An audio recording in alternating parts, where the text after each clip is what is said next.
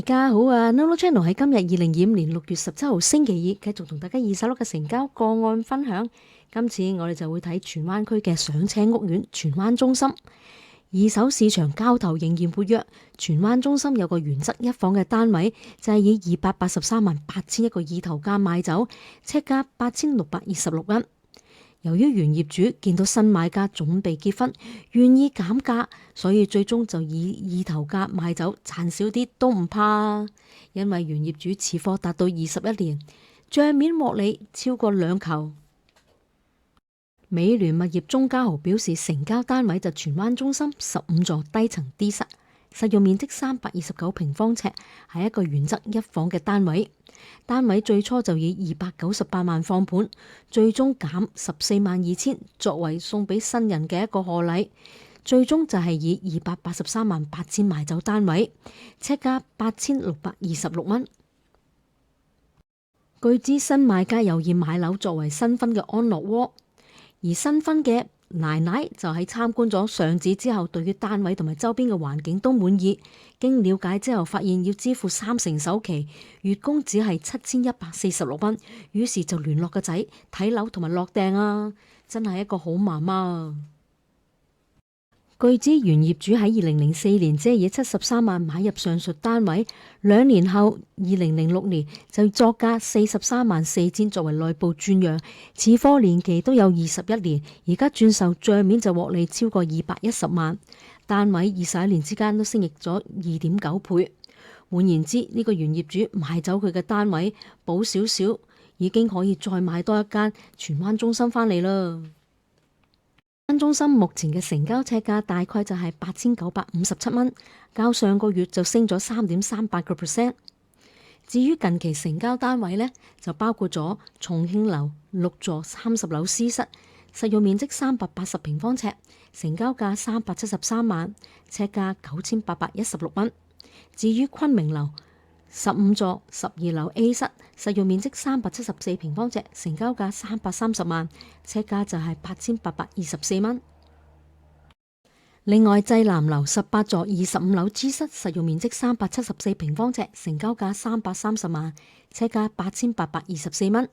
至於天津樓8座26樓 B 室，實用面積460平方尺，成交價420萬。換言之，尺價就有9130蚊。整體嚟講，荃灣中心嘅樓價仍然保持穩定嘅發展，反映市場對於荃灣中心嘅需求。根據最新嘅成交數據，荃灣中心5月份嘅成交實用尺價8957蚊，較上個月就升咗3.38%。近期嘅交易都顯示有部分單位嘅成交尺價已經突破返去1萬蚊港元。投資者對於荃灣中心嘅興趣仍然濃厚，部分市場分析指兩房單位嘅租金可能會達到5.1厘，顯示出荃灣中心喺租務市場上邊仍然具有吸引力。就好似喺上個月27號成交單位昆明樓15座高層 E 室，實用面積329平方尺嘅一房單位，成交價333萬，尺價已經上返去10122蚊。整體嚟講，荃灣中心嘅樓價仍然都有升值潛力，尤其喺租賃市場活躍嘅情況之下，投資回報率相對都穩定。好似資深投資者呂宇健 Ken Sir 出手買入荃灣中心都唔少單位，其中一個荃灣中心連埋天台嘅單位，實用面積354平方尺，加一個386平方尺嘅天台，成交價304萬，較銀行估價就低咗18%。呢一次就可以話係佢1個月之內第3次入市荃灣中心，3個單位合共投資咗大概900萬。代理指如果將單位出租，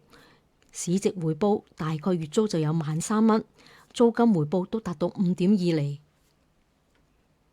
樓價近年大幅調整，面對銀行定存利率亦都回落，有投資者認為買磚頭收租更為划算，於是就入市荃灣中心收租樓。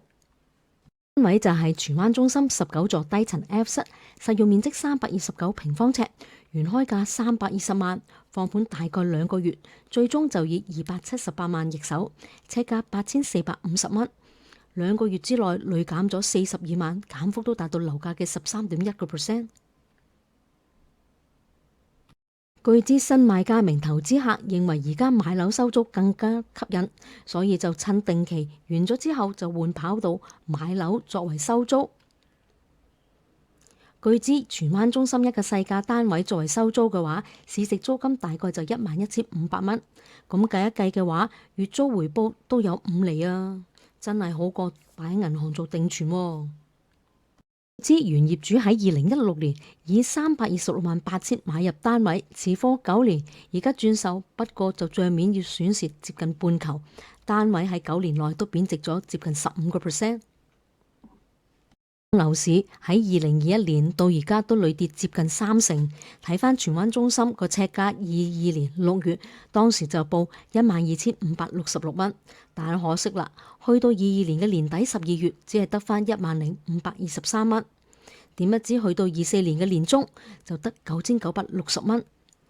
去到今年可以話啦，去到25年4月尺價係8,664蚊，真係大家點樣睇香港嘅樓市呢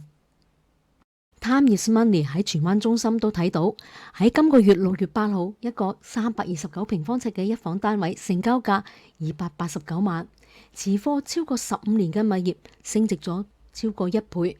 另外6月9號，一個422平方尺嘅兩房單位成交價383萬，尺價係9,071蚊，持貨年期接近13年，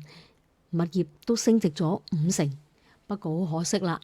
另一個呢，喺今個月成交嘅329平方尺嘅一房單位，成交價只係272萬，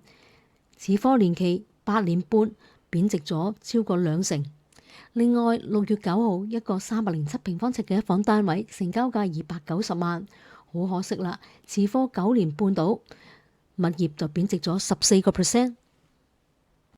荃灣呢個上車屋苑荃灣中心成交個案都唔少，今次同大家睇嘅一個原則一房嘅荃灣中心就以意頭價賣走，為持貨21年嘅業主帶嚟帳面利潤超過2球。